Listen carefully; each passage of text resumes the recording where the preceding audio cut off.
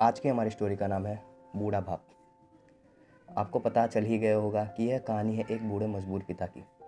एक गांव में एक आदमी रहता था जो बहुत बूढ़ा हो चुका था, जिस वजह से उसे कम दिखाई देता था और बहुत कमज़ोर हो चुका था।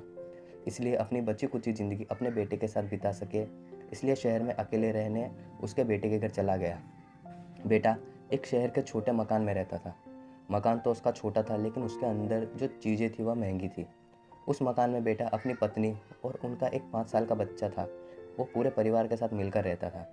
बूढ़े पिता के आने से उनके परिवार का एक सदस्य और बढ़ गया। पूरा परिवार रोज़ सुबह शाम डाइनिंग टेबल पर साथ में खाना खाया करता। बूढ़ा पिता अपनी कमजोरी के चलते हमेशा खाने की चीज़ें नीचे गिराता रहता और कई बार कांच के बर्तन भी टूट जाया करते थे। कुछ दिनों तक तो बहू और बेटे ने यह बात सहन किया, लेकिन बाद में वह दोनों बूढ़े की ऐसी हरकतों से चिढ़ने लगे। एक दिन बेटे ने कहा कि ऐसा कब तक चलता रहेगा, हमें कुछ करना पड़ेगा। उसकी पत्नी भी इस बात से सहमत हुई।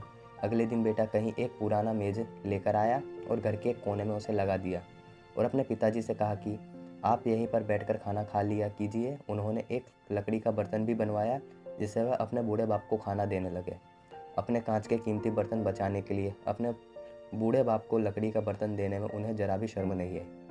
अब खाने का समय जब जब होता तो बूढ़ा बाप एक कोने में बैठकर खाता और बाकी परिवार एक डाइनिंग टेबल पर खाता।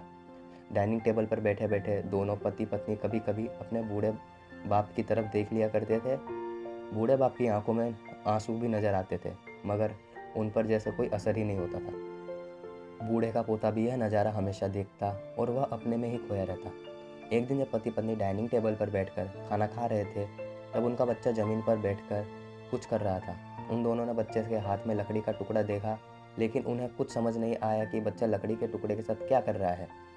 जब बच्चे के पिता से पूछा कि बेटा आओ खाना खा लो, तुम नीचे बैठकर क्या कर रहे हो, तब बच्चे ने भोलेपन से कहा, अरे मम्मी पापा, मैं आप दोनों के लिए एक लकड़ी का बर्तन बना रहा हूँ, ताकि आप लोगों को जब आप बूढ़े हो जाओगे तो एक दिन इनमें खाना दे सकूं। अपने नादान बेटे द्वारा की गई यह सहज बात दोनों के दिलों में तीर की तरह उतर गई। दोनों एक दूसरे का चेहरा देखने लगे।